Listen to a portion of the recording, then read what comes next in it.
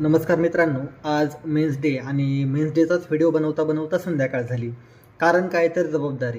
असंच असतं पुरुषांचं. तो घरासाठी चालत राहतो. तो घरच्यांची सगळ्यांची स्वप्न साकार करण्यासाठी दिवसरात्र मेहनत करतो. प्रत्येकाची काळजी, प्रत्येकाची जबाबदारी तो स्वतः घेतो आणि या सगळ्या गोष्टीत मात्र तो नेहमी स्वतःला हरवून बसतो. पुरुष म्हटलं की अपेक्षा आल्या. पुरुषांकडनं खूप अपेक्षा असतात. बाप, भाऊ, मित्र, प्रियकर म्हणून आपण प्रत्येकच जण त्यांच्याकडून आपण अपेक्षा ठेवतो आणि प्रत्येक पुरुष ती जबाबदारी, त्याच्या अपेक्षा असतात आपल्या त्यांच्याकडनं, त्या चोखपणे पारसुद्धा पाडतो. पण काय होतं की ह्या जबाबदाऱ्या पार पाडताना तो कधी-कधी स्वतःलाच हरवून बसतो. कारण ती जबाबदारी त्यांच्यात तो इतका गुंतलेला असतो. प्रत्येक माणूस जर तुम्ही बघितलं तर तो एकदम म्हणजे त्याची जी भूमिका असते ही खूप गहिरी असते प्रत्येकाच्या आयुष्यात पुरुषाची भूमिका.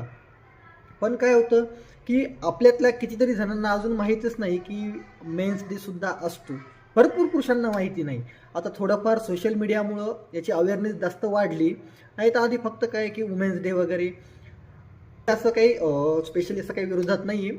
फक्त एक सांगायचं एवढंच की खूप जणांना माहितीही नसतं आणि नव्हतंही. आजही जर जुनी पिढी बघितली आपल्या मागची तर त्यांना माहितीही नाही की मेन्स डे सुद्धा असतो. आजच्या मेन्स डेच्या दिवशी मला प्रत्येक त्या पुरुषाला सांगावंसं वाटेल, तू थकलास तरी चालेल, तू तुटलास तरी चालेल, पण तू स्वतःला विसरू नकोस.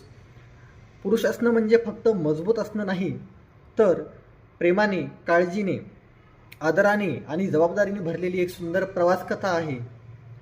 आज मेन्स डे आहे, तर त्या मेन्स डेच्या दिवशी एक छोटीशी आठवण करून देईल की पुरुषही महत्त्वाचा आहे, पुरुषही माणूस आहे, पुरुषही काळजी, प्रेम आणि आदराचा अधिकारी आहे. सर्व माझ्या मित्रांना आणि पुरुषांना सगळ्यांना हॅपी मेन्स डे. थँक्यू.